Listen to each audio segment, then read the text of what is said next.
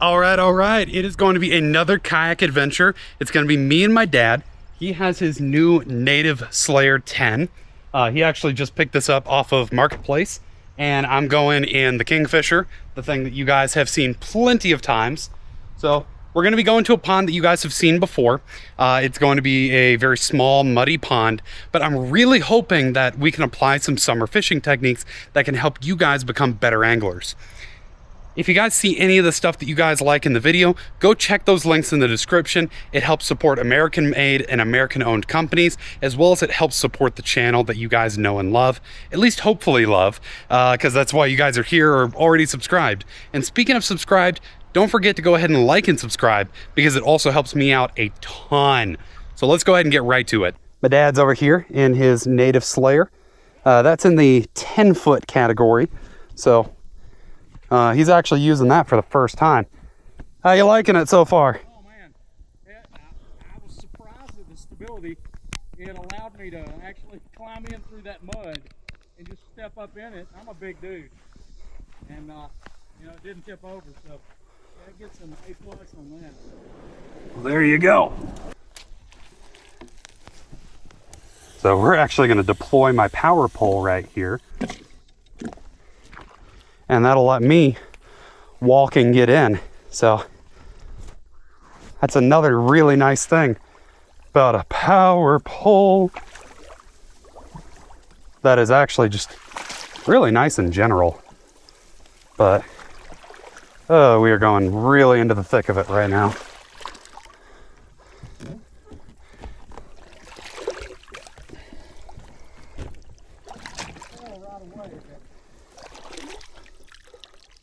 All right.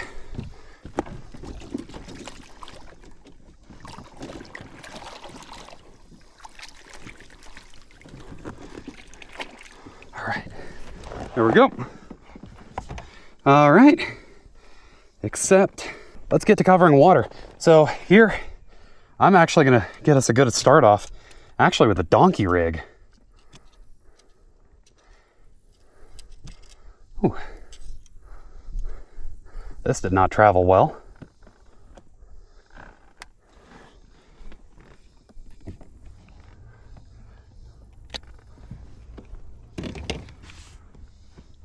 And boom, we are power poled down.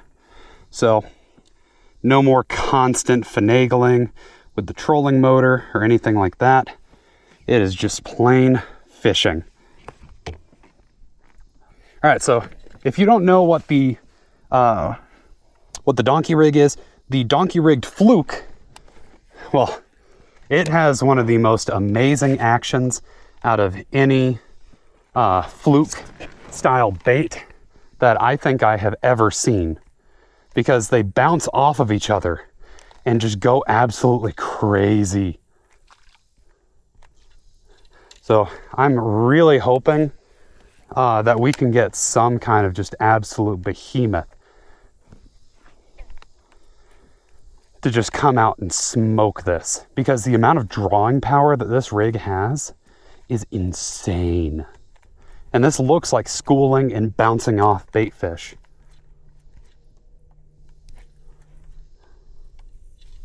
So if these fish want any level of bait fish, and I do mean any level, they're just going to smoke this. So we're actually going to move away from these blowdowns and actually come over here to this overhang in this shaded area. I am actually going to work a jig off bottom and come around on your right side and flip into this blowdown. That blowdown hasn't made its way into the shade yet. Well, they'll still be hugging it.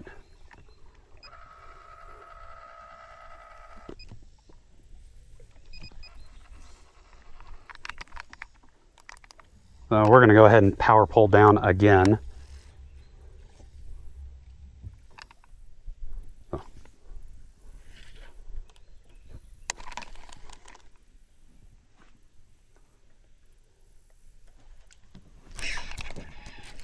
There we go. Oh, he's hooked on my prop. Whew. Jig to the face. There we go.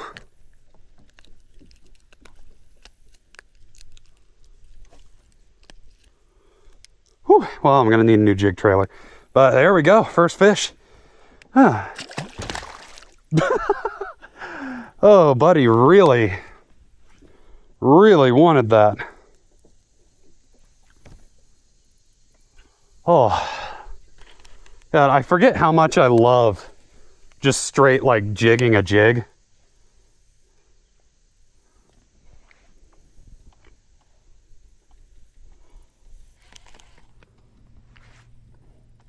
Sorry if I continue to kind of wipe my head a lot. It is 93 degrees outside. So it is a little warm, and the water temp is also 93 degrees. I feel like my scuppers are out somewhere.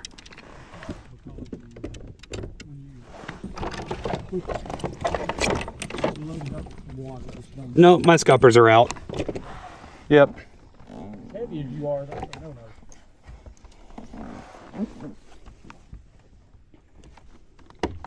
I'm like, what the heck? I keep looking down and there's water at my feet. All right. I want a frogfish. Frog has been like absolutely horrendous for me this year. So I'm going to get myself a frogfish. Even if it kills me.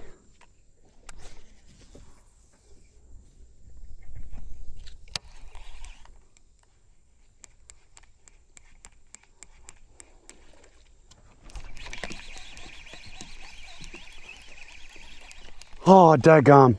He ran right at me the entire time. He ran right at me the entire daggum time. I didn't have him. He literally just ran the whole daggum time. Pretty much we're just going to start slow rolling this down in these little shaded areas and in the hopes of actually really finding fish. During the summer, as you guys saw in my most recent video last week,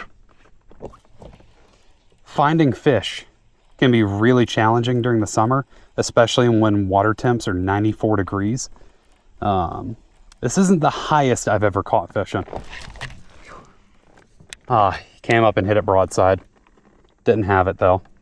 He followed it the whole way in, but it looks like slow rolling might be the answer for these guys.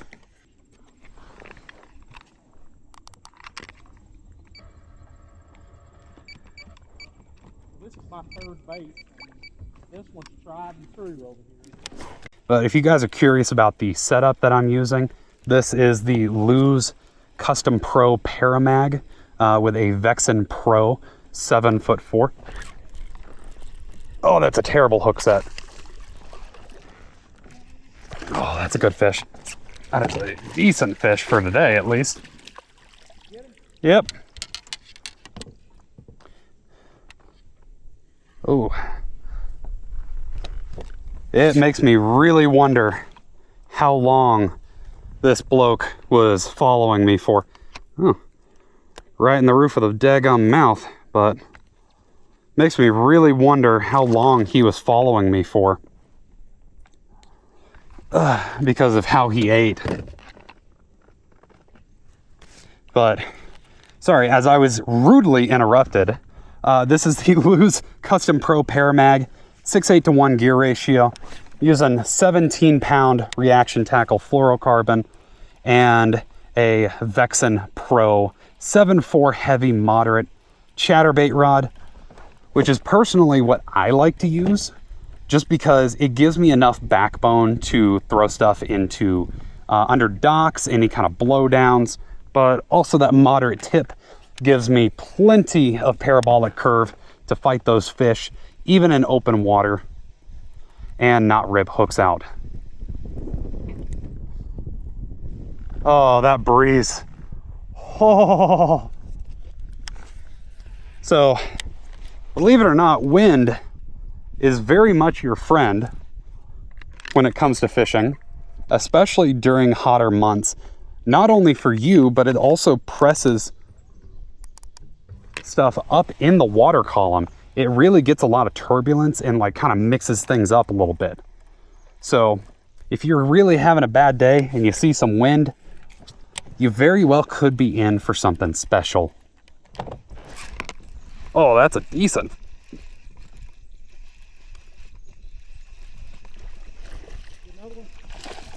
Oh, he's fighting like a freaking tank. I just basically had to drag him in. Buddy made me spit drag on the hook set. Whew. Oh, he was... I am so glad that I brought him in when I did, because he was barely hooked. He was barely daggum hooked.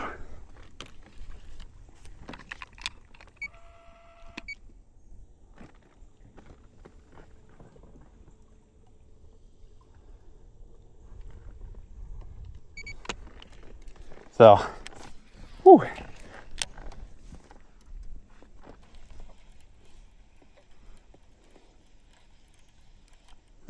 So I guess story time. Back when I used to compete in trout fishing tournaments, we were at a trout derby. I'm not going to say which one, but it was in Georgia. Very, very well put on, everything like that. Very well done by DNR on their part with stocking, at least leading up to that tournament. But I was around 10 years old. It was my dad and I think it was like a father-son trout derby. And there was this man who he had it out. He had it out for little kids. Let's put it that way. And my dad, I'm not really sure what he was doing at the time, but he was kind of turned away, but he was really kind of keeping an eye on me. He's a very good dad. He pays attention to me. But this guy, he kept, spending a lot of time with me. He was like, hey, let's fish over here. There's fish over here, things like that. And then he tried to lead me. And I mean, I'm like a 8, 9, 10-year-old. I know nothing of the world. Let's put it that way. And he kept basically saying, hey, there's trout further on back here. They're really big trout. And I started walking off with him. And my dad basically screamed, Jackson! And this guy just took off running. So that is the story of how I was almost abducted.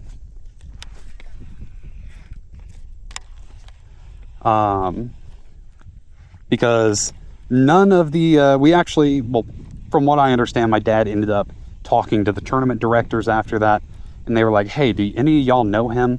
And they're like, no, we do not. So he was not with DNR. He was not with the tournament staff. He was not with anyone. My brother and my mom, they were off getting pizza somewhere and bringing back food. Oh, it's fried chicken? KFC? Yeah, so they were off getting fried chicken, probably KFC or something.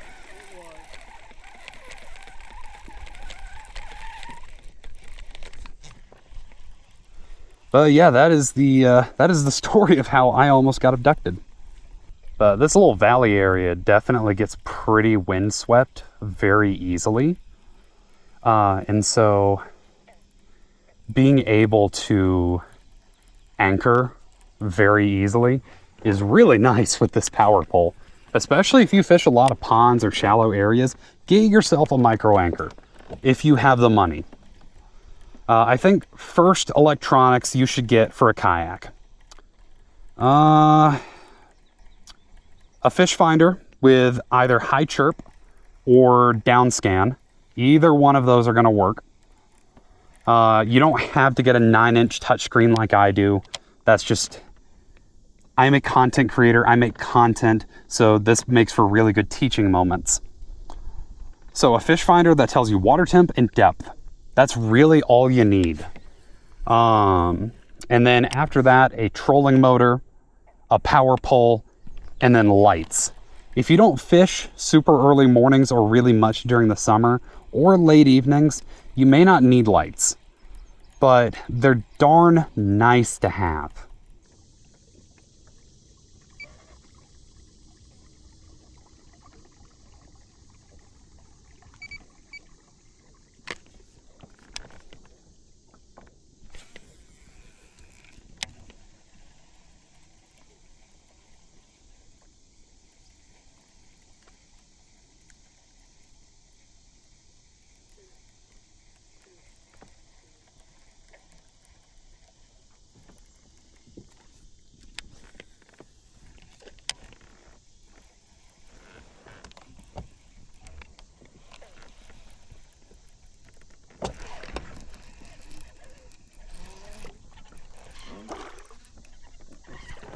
Oh, he's strong.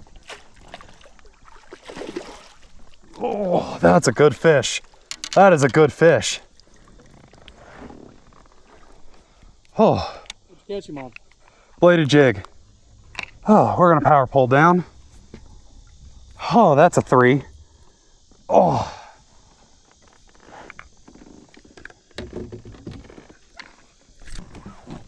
All right, now that we got some pictures of that big girl,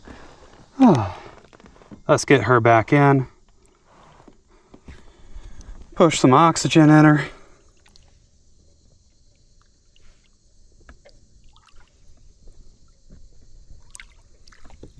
Oh, there we go. She swam off good. So sorry about that, guys. Camera died very briefly. So I just kind of drove around and logged some sonar because I've never actually logged this place.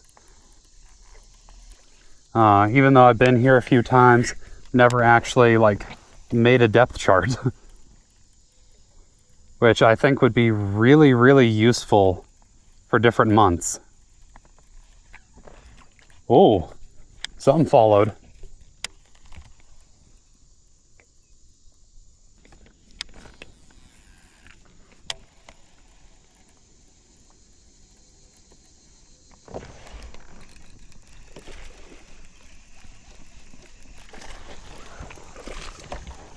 Oh.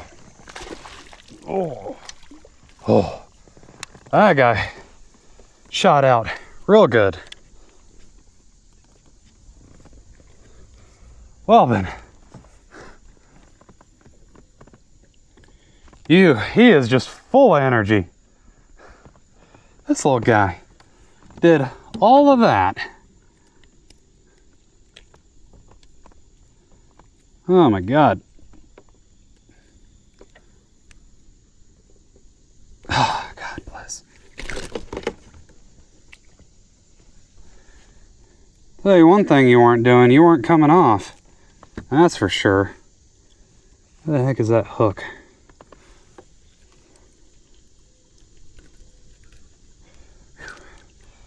That guy was a little bull in a china shop. That is what he was. Hey guys, I know it wasn't just any kind of like pond smackdown or anything like that. If you guys want to see me absolutely roughing them up in this pond, I have another video on my profile. But I did have a ton of fun. For 94-degree water temperatures, I think we did about as good as we could do.